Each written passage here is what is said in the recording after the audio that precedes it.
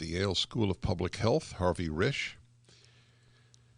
That's R-I-S-C-H. Again, professor of epidemiology, a discipline that I have increasingly not respected, and I will talk to him about that. The Yale School of Public Health. Just this past week, he testified at the U.S. Senate, and then there was a big attack on his testimony, though not him by name, in the New York Times by another epidemiologist. Dr. Risch, Professor Risch, welcome back to the Dennis Prager Show. Thank you. Nice to be with you. Let me begin with my provocative opening. When I hear the name epidemiologist at this time in my life, and it's a statement about public policy, I assume that I'm going to hear something foolish. Okay, well, I had no idea how you would react since it is your field, so please react. Well, unfortunately today, everybody lays claim to being an epidemiologist, and there is a lot of nonsense out there of people posing as epidemiologists or with giving epidemiologic advice. And I can understand that it's hard for lay people to know what the difference is. And this happened in our Senate hearing where epidemiologic testimony and the opposing witness gave testimony that had no relevance to epidemiology and is not an epidemiologist. He has a master's of public health degree, but that alone is not sufficient to qualify one as an epidemiologist.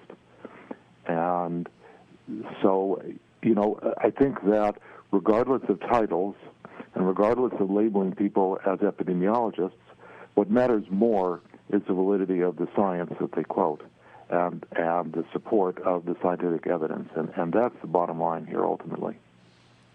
Well, to make things worse, when I hear public health, then I am the person is guilty before I assume they're guilty. I'll give you an example. I live in Los Angeles County.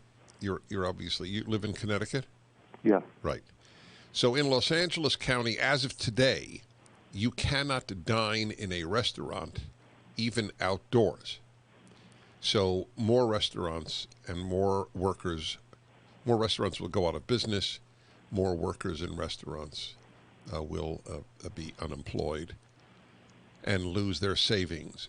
And this is done because the case amount, not even hospitalization, the case amount has reached a certain number that the head of public health, Barbara Ferrer, in Los Angeles County, has deemed sufficient to ruin the lives of tens of thousands, hundreds of thousands of people. She's a public health person. I don't even believe she's a medical doctor. So just let me finish for a moment because I want you to speak more. But 5 miles away from where I am broadcasting, I am in LA County. 10 miles away is Pasadena, California. Pasadena has its own health department. They are allowing restaurants to stay open. So it's so obvious that it's not science that is determinative of these measures. So I'll ask you, what is? Well, the problem is that there's a big lack of quality data on all of these particular intangibles. And one of the problems is that it's not even possible with whatever public health technologies we have to study some of the questions, and it takes too long to do the studies. And so it's not possible to know with any precision how to proceed.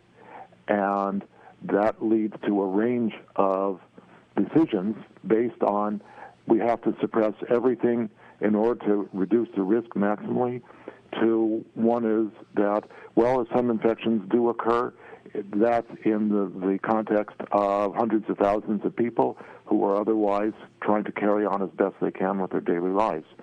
This is a risk balance equation that's a value judgment. It is not a scientific judgment because there's no data or the data are inadequate. And so the problem is that people are being pressed, public health people are being pressed to make these decisions without adequate data, and it leads to value judgments posing as scientific decisions. And that's a big problem. The science has to be done as best as possible, recognizing that there really isn't so much science for some of these considerations. And all of this then arises in the context of panic. And that's a problem because the motivation for panic is not the actual risks that people face. It's one that's been pushed onto the public by media who obtain benefit by exaggerating claims in order to, as journalism has done for its entire history, obtaining readership. And that exaggeration has led to the fear and panic in the general population and to a maladaptive behavior, and maladaptive meaning not just of people's personal decisions, but of public health decisions, societal decisions, political decisions, and so on. So basically, you have to evaluate this on a cost-benefit analysis, as the health person in Pasadena did and the one in Los Angeles did, and came to different conclusions for what are essentially the same considerations.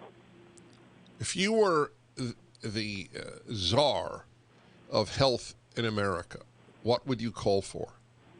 I would call for availability of immediate treatment medications for people outside of the hospital as soon as they get sick, so they have access to early and beneficial and safe treatments, which we know exist and which have been highly suppressed in their discussions by the media and by people in the media. So you would not lock down the society?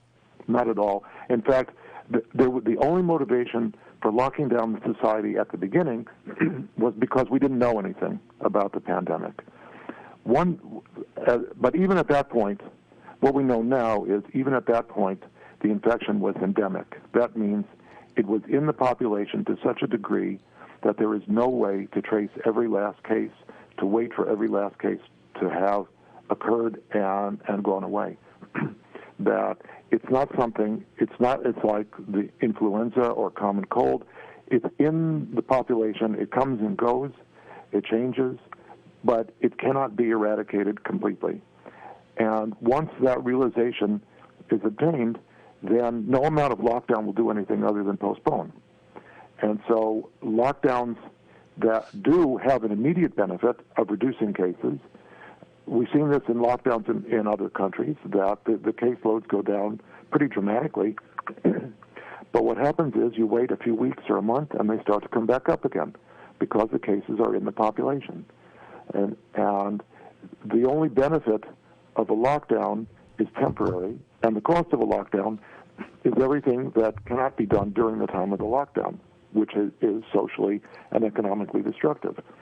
So the temporary benefit is of a very low level of benefit in the long term. And what has to be realized is another mechanism has to be obtained for solving the problem, and that mechanism is early treatment.